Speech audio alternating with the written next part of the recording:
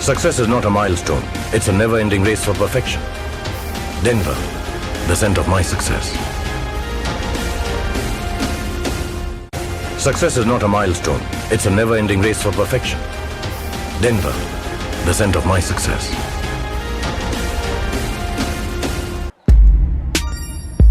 Hero. बंदी में है कुछ खास। बकवास।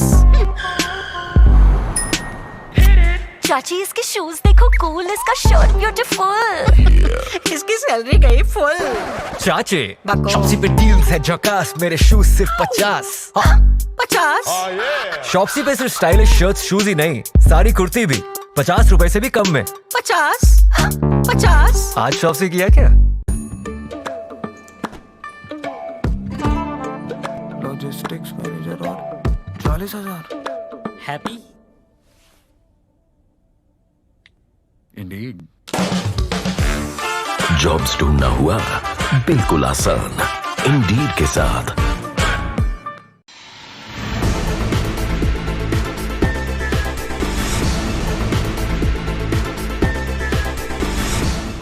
नमस्कार, मैं हूं आपके साथ प्रीति और आप देख रहे हैं प्लस न्यूज। खबरों में आगे बढ़ने से पहले एक नजर डाल लेते हैं इस वक्त की हेडलाइंस पर।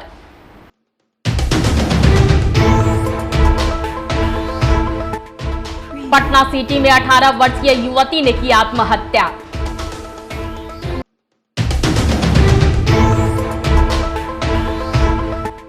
एक शिक्षक के मोटापा पर आग बबूला हुए के पाठक।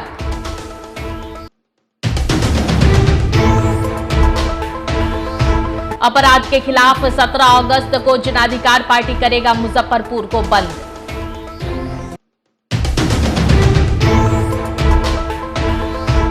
और अवैध ई टिकटिंग को लेकर पालीगंज में छापेमारी, दुकान को किया गया सील।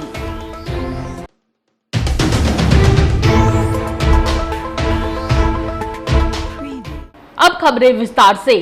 पटना सिटी के गुरु गोविंद सिंह अस्पताल के पीछे सुधांशु कुमार सिंह के मकान में एक किराएदार रहती थी, जो सुभाश्री साहू के घर में कामकाज देखती थी। वहीं उसी युवती ने फांसी लगाकर आत्महत्या कर ली है। उस युवती का नाम नाजिया बताया जा रहा है, जिसकी उम्र लगभग 18 वर्ष है। फिलहाल पुलिस इस पूरे मामले की छानबीन कर रही है।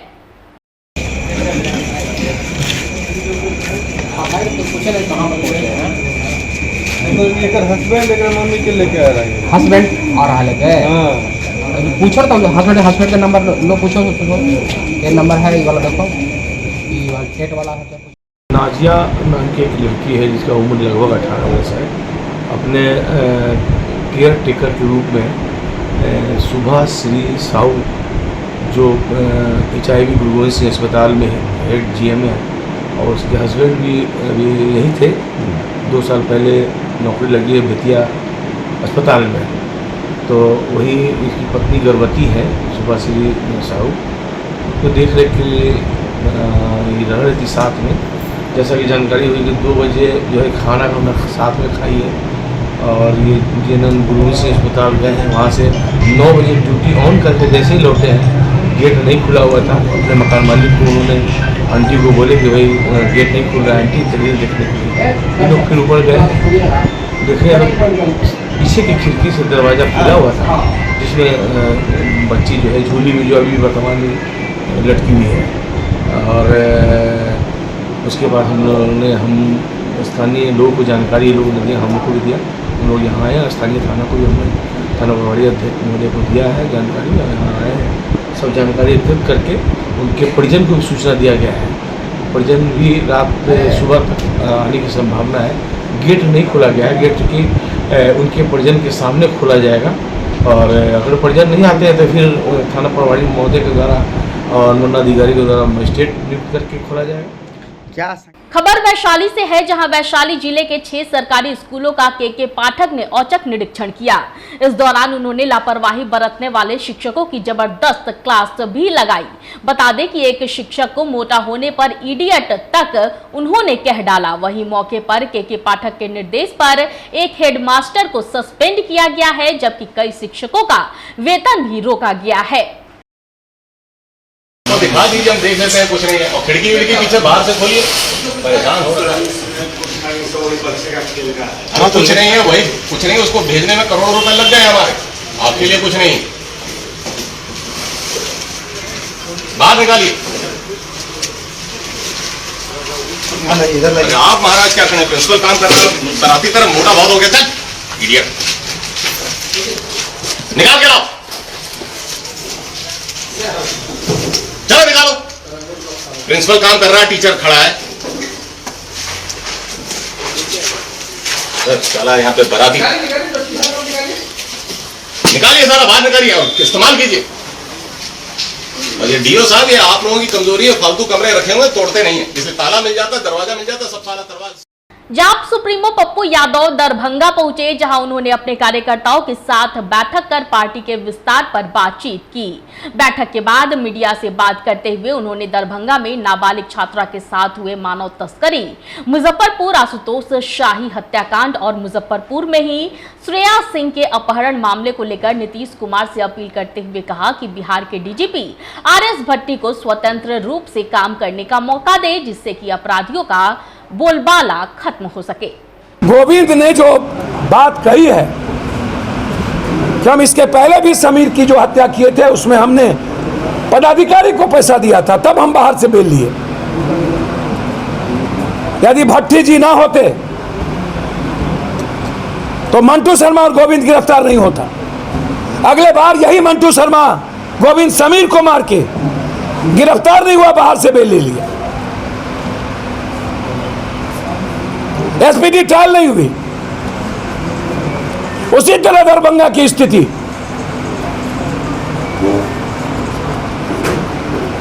ये हालात अच्छे नहीं है। इसीलिए एक निर्णायक संघर्ष के लिए हमने सभी ब्रिगेड का, आज हमारे पप्पू ब्रिगेड के अध्यक्ष खुद आए हुए, ऑफिस कार्यालय सेक्रेटरी चिट्ठी लेके खुद आए।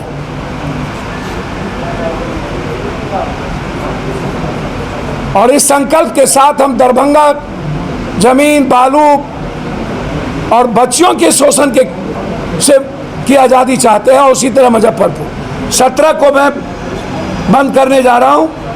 फिर मैं 17 के बाद गवर्नर हाउस मार्च करूंगा। उसके बाद जितनी ताकत होगी मेरी इसी की रिहाई के लिए, कौन स्थान है वो, छतरपुर, मैं वहां कुछ करूंगा तो नहीं, लेकिन तब तक वहां बैठूंगा जब तक इसी सिंह को, हमारी बेटी जब तक वापस नहीं।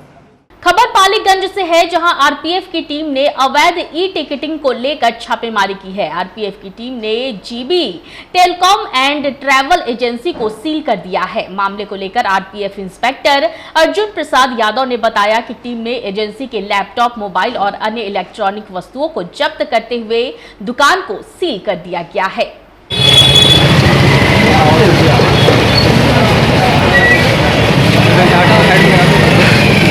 खाली हो गया।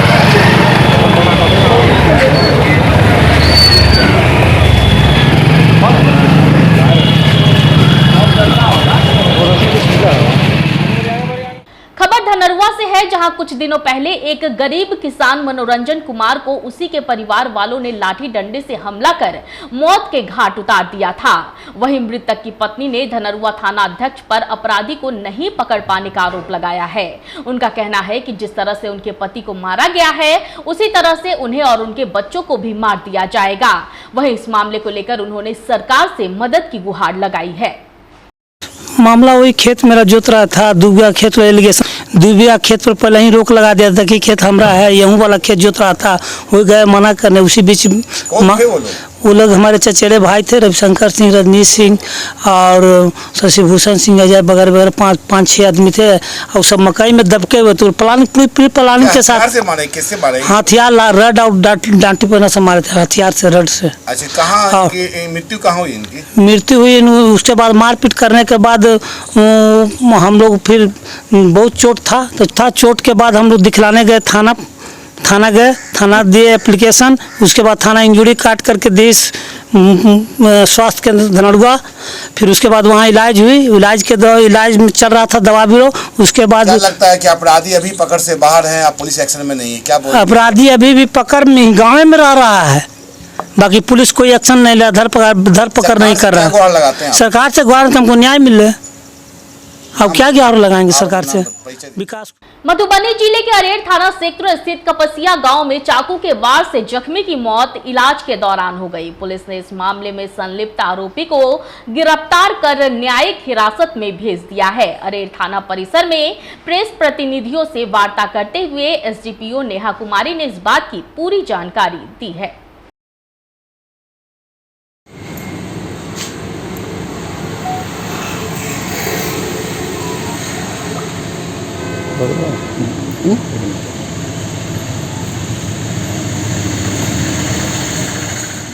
मधुबनी जिले के लदनिया थाना क्षेत्र स्थित पथलगाढ़ा गांव के 3 वर्षीय सन्नी की पोखर में डूबने से मौत हो गई।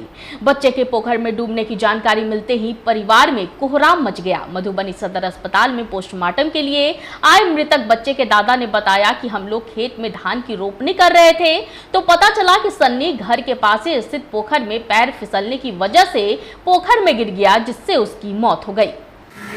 क्या नाम है? कहाँ से आए हैं? कौन प्रखंड में पड़ता है? एक बच्चा डूब गया है वहाँ, लड़का था कि लड़की? लड़का। कैसे डूब गया? गुरक गया पोखर में। गुरक गया? पानी पोखरा में ज़्यादा था? हाँ, पानी कम है लेकिन गहरा ज़्यादा था। तो वहाँ कोई नहीं था?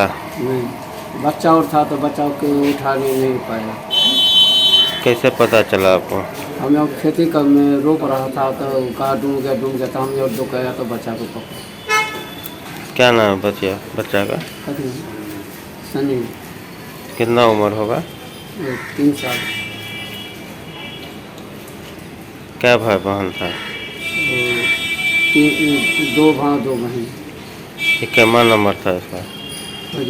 इक्यावन नंबर में था? सबसे छोटा था।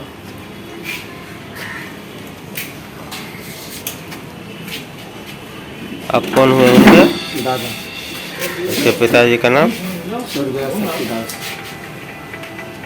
इसके पिताजी का नाम? पिताजी स्वर्गवास हो गए हैं? भारत दास इसको पता करना।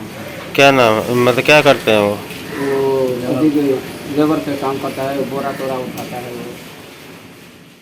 मधुबनी जिले के हरलाखी थाना क्षेत्र अंतर्गत NH 227 के किनारे हरलाखी पेट्रोल पंप के समीप एक खेत से युवक का शव बरामद हुआ है। मृतक की पहचान हरलाखी पंचायत के हरलाखी गांव के राधे श्याम चौरसिया के रूप में हुई है। इधर घटना की सूचना पाकर पहुंची पुलिस ने शव को कब्जे में लेकर पोस्टमार्टम के लिए सदर अस्पताल मधुबनी भेज दिया है।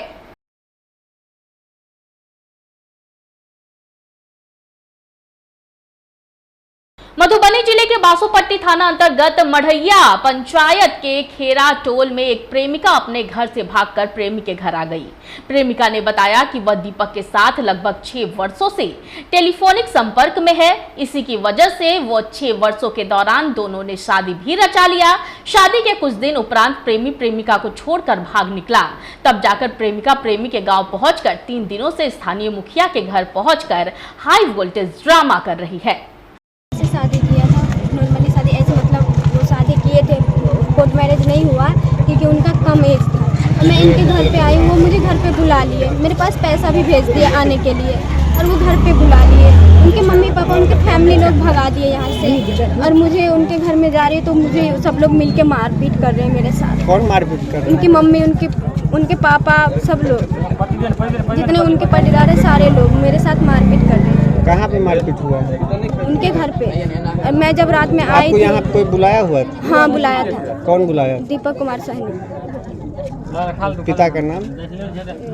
विनोद साहनी। इस वक्त की बुलेटिन में फिलहाल इतना ही। मुझे दीजिए इजाजत, लेकिन देखते रहे प्लस न्यूज। नमस्कार।